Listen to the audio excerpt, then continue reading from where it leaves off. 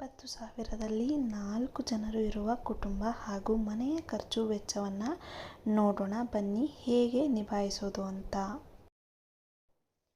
ಇಲ್ಲಿ ಮನೆ ಬಾಡಿಗೆ 6,000 ಹಾಗೆ ಎಲೆಕ್ಟ್ರಿಕ್ ವಾಟರ್ ಕೇಬಲ್ ಬಿಲ್ ಇಂದ ಸೇರಿ 1,000 ಟೋಟಲ್ 7,000 ಆಯಿತು. 20ರಲ್ಲಿ 7,000 ತೆಗೆದ್ರೆ ಇನ್ನು ರಿಮೈನಿಂಗ್ ಇರುವಂಥದ್ದು ಮುಂದೆ ಖರ್ಚಿರುವಂಥದ್ದನ್ನ ನೋಡೋಣ ಬನ್ನಿ.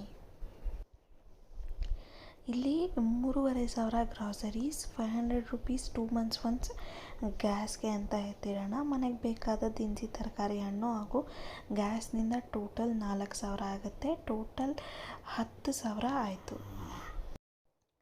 ನೆಕ್ಸ್ಟ್ ಬಂತು ಅಂತ ಅಂದರೆ ಸ್ಕೂಲ್ ಫೀಸ್ ಅಥವಾ ಡೈಪರ್ ಅಥವಾ ಬೇಬಿ ಕೇರ್, ಮಕ್ಕಳು ಸ್ಕೂಲ್ ಹೋಗೋರಂಥವ್ರಾದರೆ 4,000 ಫೀಸ್ಗೆ ಇಡಿ. ಇಲ್ಲ ಅಂತ ಅಂದರೆ ಮಗುಗೆ ಅಂತ ಅಂದರೆ ಖರ್ಚೇನು ಇರಲ್ಲ ಅಂತಲ್ಲ, ಡೈಪರ್ಗಾಗಿರ್ಬೋದು, ಬೇಬಿ ಕೇರ್ ಏನಕ್ಕಾದರೂ ಆಗಿರ್ಬೋದು ದುಡ್ಡು ಅವಶ್ಯಕತೆ ಇದ್ದೇ ಇರುತ್ತೆ.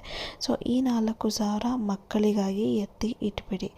ಸೊ ಯಾರೇ ಆದರೂ ಅಷ್ಟೇ, ಬಡವರಾಗಲಿ ಶ್ರೀಮಂತರಾಗಲಿ ಮಕ್ಕಳಿಗೆ ಅಂತ ಇಷ್ಟು ಖರ್ಚನ್ನು ಮಾಡಲೇಬೇಕು. ಸೊ ಅದಕ್ಕಾಗಿ ಈ 4,000 ಎತ್ತಿ ಇಟ್ಟಿದ್ದೀನಿ. ಇನ್ನು ನೆಕ್ಸ್ಟ್ ಬರೋ ಹಾಗಿದ್ರೆ ಎಕ್ಸ್ಟ್ರಾ ಎಕ್ಸ್ಪೆನ್ಸಸ್ ಏನಂತ ಅಂದರೆ ಫೋನ್ ರೀಚಾರ್ಜ್ ಆಗಿರ್ಬೋದು, ಅದ್ರ ಮಧ್ಯೆ ಹಬ್ಬಗಳಾಗಿರ್ಬೋದು ಅಥವಾ ನೆಂಟರು ಇಷ್ಟರು ಎಲ್ಲ ಬರ್ತಾ ಇರ್ತಾರೆ. ಸೊ ಈ ರೀತಿ ಆಗಿದ್ದಾಗ ಅವರಿಗೆ ಅಂತ 2,000 ಎತ್ತಿಡಲೇಬೇಕು. ಅಥವಾ ಫೋನಿನ ಬಗ್ಗೆ ರೀಚಾರ್ಜ್ ಏನಾದ್ರು ಇಮಿಡಿಯೇಟ್ ಖಾಲಿ ಆಯಿತು ಅದಕ್ಕೆಲ್ಲ ಸೊ ಎಕ್ಸ್ಟ್ರಾ 2,000 ಇರಬೇಕು. ಇನ್ನು ನೆಕ್ಸ್ಟ್ ಟ್ರಾವ್ಲಿಂಗ್, ನಾವು ದುಡಿಬೇಕು ಅಂದರೆ ಟ್ರಾವ್ಲಿಂಗ್ ಮಾಡಲೇಬೇಕು. ಒಂದು ಜಾಗದಿಂದ ಇನ್ನೊಂದು ಜಾಗಕ್ಕೆ ನಮ್ಮ ಆಫೀಸ್ಗಾದರೂ ಓಡಾಡಲೇಬೇಕಲ್ವ.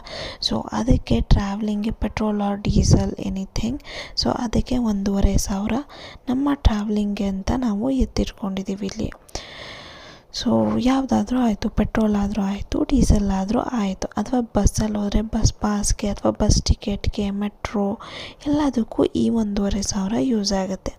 ಇನ್ನು ಆಲ್ ಓವರ್ ಎಲ್ಲದರಲ್ಲೂ ಕೂಡ 20,000ದಲ್ಲಿ ಮಿಕ್ಕಿರೋವಂಥದ್ದು 2,500 ಮಿಕ್ಕಿದೆ. ಸೊ ಮಿಕ್ಕಿರುವಂತಹ ಅಮೌಂಟನ್ನು ನಾವು ಎಲ್ಲಾದರೂ ಸೇವಿಂಗ್ಸ್ಗೆ ಅಂತ ಡೆಪಾಸಿಟ್ ಮಾಡ್ಬೋದು. ಫಾರ್ ಎಕ್ಸಾಂಪಲ್ ಜ್ಯುವೆಲ್ಸ್ ತೊಗೊಳಕ್ಕಾಗಿರ್ಬೋದು, ಇನ್ಶೂರೆನ್ಸ್ಗಳಾಗಿರ್ಬೋದು, ಯಾವುದೇ ಆದರೂ ಕೂಡ ಇದರಲ್ಲಿ ಮಾಡ್ಕೋಬೋದು. ಹಾಗೆ ಇಲ್ಲ EMIಗಳಿದೆ, 2 ವೀಲರ್ 4 ವೀಲರ್ EMI ಇದೆ ಅಂತ ಅಂದರೆ ಈ 2,500ದಲ್ಲಿ EMI ತೀರಿಸದೇ ಇರ್ಬೋದು.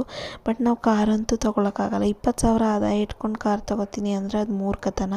20,000 ಆದಾಯ ಇಟ್ಕೊಂಡು 2 ವೀಲರ್ನ ತೊಗೋಬೋದು. ಸೊ ಅದಕ್ಕೆ 2,500 EMI ಆಗುತ್ತೆ. ಸೊ ಇದೆಷ್ಟಾಯಿತು, 20,000ದಲ್ಲೇ ಒಂದು ಮಧ್ಯಮ ವರ್ಗದ ಕುಟುಂಬದವರು ಆರಾಮಾಗಿ ಜೀವನ ಮಾಡ್ಬೋದು. ಅದರಲ್ಲೂ ವಿತ್ ಸೇವಿಂಗ್ಸ್ ಅಂತಲೇ ಅನ್ಬೋದು. 20,000ದಲ್ಲಿ ಮಧ್ಯಮ ವರ್ಗದ ಕುಟುಂಬದ ಆದಾಯವನ್ನು ನಾವು ಹೇಗೆ ಡಿವೈಡ್ ಮಾಡ್ಬೋದು ಅಂತ ನಾನು ಇವತ್ತಿನ ಒಂದು ವಿಡಿಯೋದಲ್ಲಿ ನಾನು ನಿಮ್ಮೆಲ್ಲರೂ ಕೂಡ ಶೇರ್ ಮಾಡಿ ತೋರಿಸ್ಕೊಟ್ಟಿದ್ದೀನಿ. ಸೊ ಈ ಒಂದು ವಿಡಿಯೋ ಎಲ್ಲ ಒಂದು ಮಿಡಲ್ ಕ್ಲಾಸ್ ಫ್ಯಾಮಿಲಿಗೆ ಹೆಲ್ಪ್ ಆಗುತ್ತೆ. ತುಂಬ ಜನ ರಿಕ್ವೆಸ್ಟ್ ಮಾಡ್ತಾಯಿದ್ರಿ ತುಂಬ ದಿನದಿಂದ. ಸೊ ಅದಕ್ಕೋಸ್ಕರ ಈ ಒಂದು ವಿಡಿಯೋನ ಸ್ಪೆಷಲ್ಲಾಗಿ ಮಾಡಿರೋವಂಥದ್ದು ಅರ್ಥ ಆಗಲಿ ಅಂತ. ಸೊ ಇಷ್ಟ ಆಗಿದ್ರೆ ಒಂದು ಲೈಕ್ ಮಾಡ್ತಾ, ಶೇರ್ ಮಾಡ್ತಾ, ಕಮೆಂಟ್ ಮಾಡ್ತಾ ನಿಮ್ಮ ಅಭಿಪ್ರಾಯಗಳನ್ನ ತಿಳಿಸೋದನ್ನ ಮರಿಬೇಡಿ. ಹಾಗೆ